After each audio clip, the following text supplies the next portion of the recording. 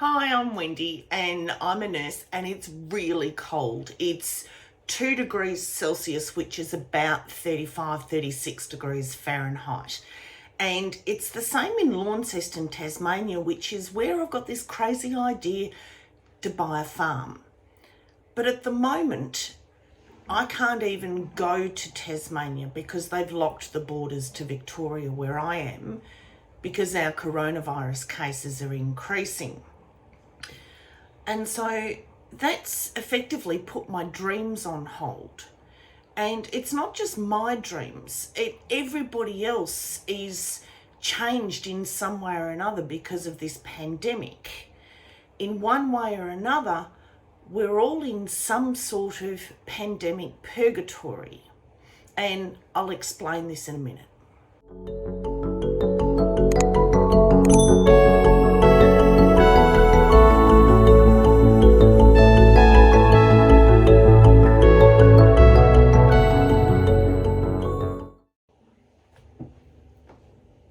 So we were all very aware in the early days of the pandemic when we started these lockdowns that we knew that there was going to be an increase in things like domestic violence. So the government threw a bucket of money behind domestic violence support. We knew that people were going to have too much time on their hands. But this too much time on people's hands has people stuck in their heads, and that's led to anxiety. We've also had people not wanting to get tested because of stigma attached to being somebody who might spread it to somebody else. There's been sleep stresses, so people aren't sleeping well at night. We've had it amongst the toilet paper hoarding. People have been buying alcohol like it's going out of fashion. And so we're having an increase in substance abuse. So people who are drinking too much, people who are smoking too much, people who are injecting too much or snorting too much. We've got people who are in isolation. We've got our elderly people all in isolation because it's too dangerous for them to go out. Now, there was a YouGov survey of about 2,000 people, and they talked about this mental health crisis across the board being the second wave of the virus. So 1 in 4 relationships they discovered were now under stress. We've got other health issues being neglected. So people aren't getting their blood pressure checked. People aren't going to the diabetes specialist. People aren't having those surgeries. And in fact, elective surgeries were cancelled. People are exercising less. And like I said before, drinking more. Now, there's been a recent renters survey that said that 33% of people who are renting are struggling to pay the rent. Now, I can't imagine what stress that does to a person having the roof over your head threatened. Now, this is just in Australia, where the majority of Australia is in fact COVID-free. It's only my state of Victoria that's having an upsurge in cases in a few suburbs. So they're working really hard to try and get that down, but it means that all of our releasing of restrictions is being put on hold. Now, this is just here. Overseas, where we have hundreds, if not thousands of people dying every day from COVID-19, all of these stresses are applicable to people around the world. And on top of that, you've got grief. You've got people suffering bereavements on a daily basis, people who will be without their family members or their friends or their neighbours for the rest of their life. So they're having to deal with this grief, not being able to say goodbye to their loved one because they're in a locked ward in the hospital, not being able to have a funeral because public gatherings are being banned. And we're seeing in people who have never suffered mental illness before in their life, mania, depression, psychosis, hallucinations, and PTSD. So in addition to the bereavement, people have also got serious illness. So COVID-19 doesn't either just leave you healthy or leave you dead. A lot of people are being left with illnesses, breathing difficulties that they can't get on top of, and so they can't come back and go back to work. And we're finding people who are struggling to keep their businesses afloat, people who are scared of losing their homes. What they're also finding is that people are cancelling their regular appointments. They're too scared to go to the doctor for fear of actually catching the virus in the waiting room. And we're seeing a significant increase in presentations for mental health issues with people with autism, because there's been so much change and no way to be able to explain it that the person with severe autism has the capacity to understand. And we can see all of these things being played out in front of us, like the hoarding of toilet paper and hand sanitizer and masks. In fact, theft from hospital of these things that are in the very place that they are needed the most. And people are stealing where they would never have dreamt of stealing things before in their lives. Now, certainly these people are thieves because they're stealing things, but mostly they're scared. And we can see it online with the trolling, and it's gone from the sublime to the ridiculous. And I don't even think that that's an appropriate word. So there's a fellow by the name of Dr. Kent Bousman, and I'll just read what he has to say about this. And I'll put the link in the description down below.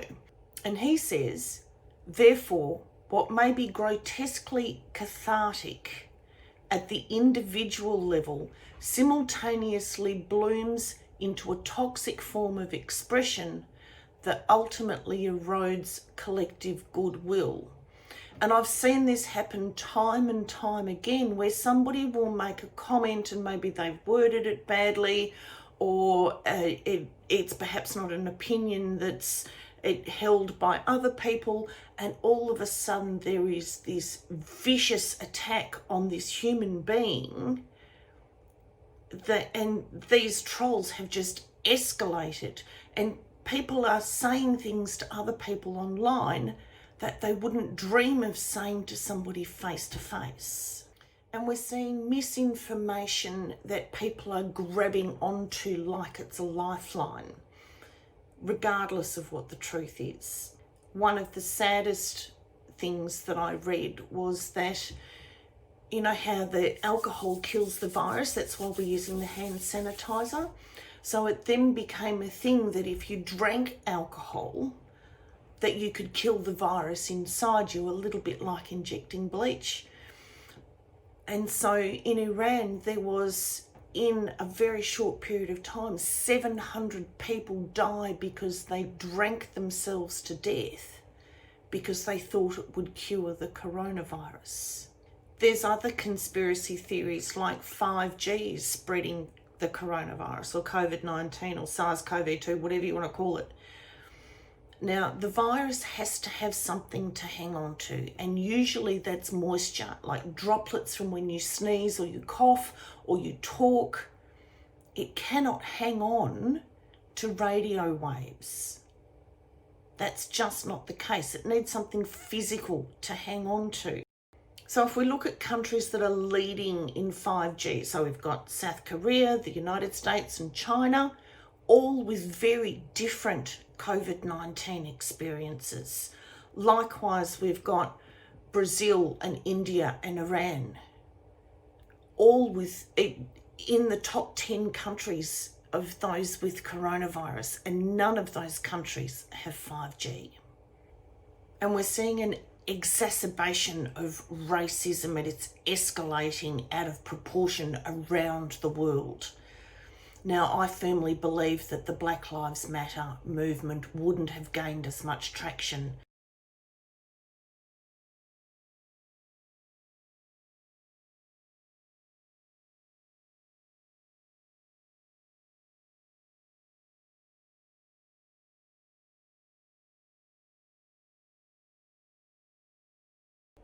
So this is what's happening at one end of the spectrum. And at the other end of the spectrum, we've got people in absolute denial. They're in denial of what the governments are telling them. They're in denial of what the health officials are telling them. And I heard one that almost took the cake the other day, and I'll just play it for you and you can listen for yourself. They want to throw God's wonderful breathing system out the door. You're all turning your backs on it. Can you prove that it's good for people to breathe carbon dioxide over and over and over again? So I don't understand what is driving these people's thinking. Now, I'm a Christian, and I believe that our medical experts and our doctors and our healthcare workers have been given an absolute gift. And as a Christian, I need to listen to these people who've been given this gift so that I can look after the life that God gave me. That's how I see it. Anyway, this isn't a religious video, but that's just my point of view. And I'm seeing conspiracies where this is the government trying to control our expression of freedom, and if we listen to the health experts, then we're just sheeple, and we're losing somehow our ability to have freedom of expression. And that's just not the case. If you're dead, or if you're so severely ill, then you actually lose your ability to have your freedom of expression. And even now, with all the health information going around, you would think that most people would understand a bit about this virus, but we still see people saying, oh, look, it's just the flu. People are just getting sick and they're not dying. That's here in Australia. And maybe it's not in your suburb, maybe it's not in your neighbourhood, so it's not directly impacting you, but we're still seeing people who think that this virus, it isn't what the health officials are trying to say. And there are some world leaders who aren't taking this virus seriously. And so we've got people who want to follow their government's advice, but then they're seeing people who are dying in their thousands. And it becomes really difficult to reconcile the two. Now, I think we're all suffering a form of pandemic paralysis, whether you're at one end of the spectrum or the other. We're all in this pandemic purgatory together. And I've deliberately done this video on the day that we passed 10 million people worldwide infected and 500,000 people who have lost their lives to it. And I've done it deliberately because this virus is very real and it's here to stay with us until we get a vaccine. And regardless of where you sit on the spectrum, we all have to get through this together somehow, regardless of how we think and regardless of how we're coping with the pandemic. Regardless of how we're coping with the news that we're seeing come into our lounge rooms every minute of every day of the week.